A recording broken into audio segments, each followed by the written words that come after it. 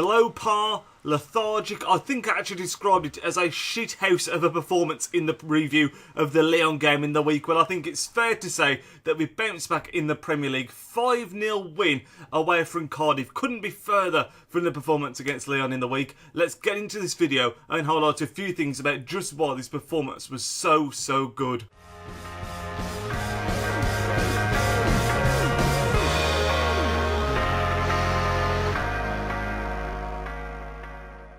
As always, guys, before we do get into the bulk of the video, if you're new around here, click that subscribe button down below. Don't forget to leave your comments in that comment section down below. Let me know who you thought was the man of the match in the game yesterday, because there were so many candidates, it was difficult to pick one. And also, if you do want to show some support on this, make sure to leave a big thumbs up and share it around as well. Much appreciated if you can do any of those.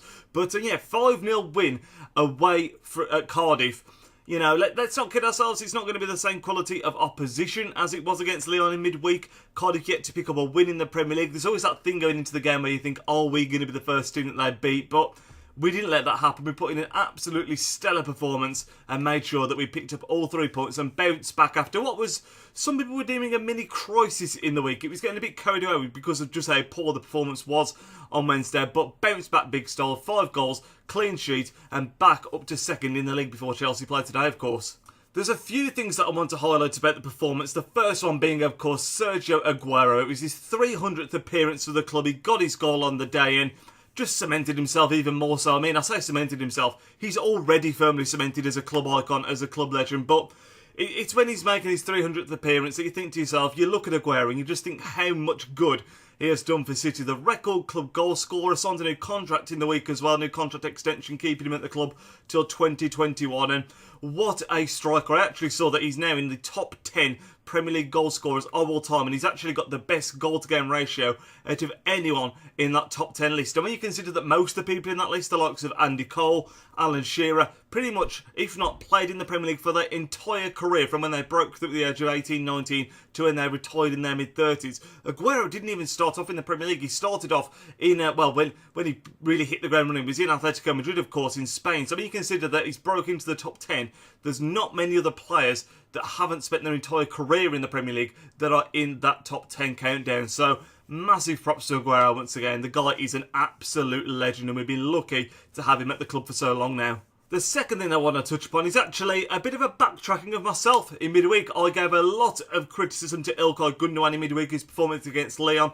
I mentioned that for me, he always seems to perform average or below par. He never seems to put in a great performance. Well, he shut me up because he was absolutely magnificent. I think he actually got the official man of the match in the game, scored a fantastic goal, nice little bit of link up with Raheem Sterling on the edge of the box before blasting one into the top corner. Phenomenal finish, but he was at the centre of everything. When the lineup was announced, I was a little bit concerned that there was no David Silva, but Gundogan played more in that David Silva role, whereas in the past he's perhaps played a bit deeper. He played that more advanced role for us yesterday and was absolutely fantastic. So more performances like that, Ilkay, and I think you'll win a lot more fans round, because he's one of those players that does seem to come under criticism quite frequently when we do poorly, and myself, I do that. I criticise during the week. Like I said, I thought he was very poor in the week, but bounced back with a stunning performance. And talking of silencing fans and silencing critics, Riyad Mahrez came off the bench to score a brace as well. Someone that, since he joined from Leicester in the summer for that record fee, he's not really hit the ground running, but yesterday was more of the Riyad Mahrez that we'd like to see. The first goal, admittedly,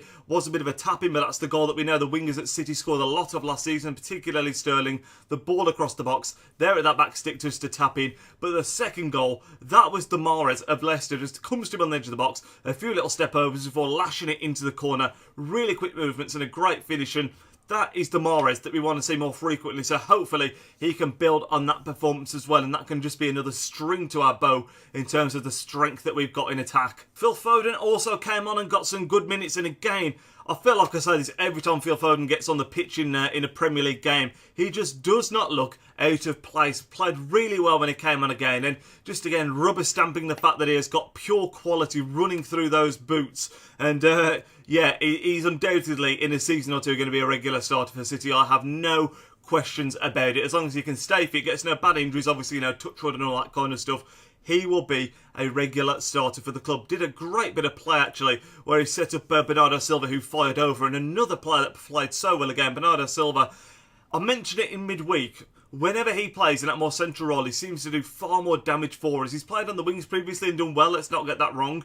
But when he plays in that central role, he seems to be so much more comfortable. And again, just quantifying the fact that he could well be the David Silva replacement in future, because again, he was absolutely fantastic yesterday. Got on a score sheet again, and what a player we've got there. I think I saw Esteemed Company, another City YouTuber I'm sure you guys are familiar with. He actually mentioned a couple of videos back that he thought Bernardo Silva had the best touch of any City player that he's seen wear the shirt. And when you look at the players he's comparing that to, the likes of Yaya, the likes of David, King Cladsley, so many class acts that have played for us, that's a big compliment, but it's really hard to argue against as well. He's got a great touch on him. His ball control is absolutely mesmeric, and again, in that central role, he only seems to thrive. Some people might, of course, also mention the fact that Guardiola was back on the touchline. Does that have a big impact? He's in the stands in the week again. I mentioned it in the midweek review from the Lyon game. I think it probably has a little bit more of an effect than most managers would because of how much interaction he has with the players. But, Guardiola, genius at work. Maybe that is what makes the difference sometimes in these closer games. I don't think it would have made a massive difference in yesterday's game just because of how dominant we were. But he is a factor on those sidelines. And looking forward now this week, we've got the Carabao Cup, of course, where we're playing Oxford away. Bound to be a tricky one because they are going to set up shop. It's going to be a great atmosphere at Oxford, I'm sure. Not going to be the full strength team plan. I'd love to see the likes of a Diaz on the pitch. Foden, who I've just mentioned, should get a start. I'd like to think, and perhaps some of these players that wouldn't be starting all the time could get on there. Jesus might get a start as well. But yeah, again, we should obviously be winning against Oxford, lower league opposition. And looking forward from that, we then play Brighton at home next Saturday. Another game they'd expect us to win at home. It's usually an absolute fortress. Got to make sure we keep that up again this season and pick up all 3 points in that game. Hopefully, again, now we can build upon this demolition of Cardiff and just go from strength to strength. But I'm glad we got the win, first and foremost, to bounce back from that midweek disaster against Lyon. But anyway, that is going to end up this review, guys. If you did enjoy it, like I said at the very start, leave a big thumbs up on it. Much appreciated if you could do that for me. And also let me know your thoughts on the game and your man of the match in that comment section down below. I will speak to you later on today. This is going to be a double upload day. You're going to be seeing episode 2 of the Man City career mode on FIFA 19 later tonight. Probably going to be around 6 o'clock, all being well. So hopefully you guys will be tuning in for that as well. But regardless, I hope you all enjoy the rest of your weekend. Speak to you later on. Nidge out.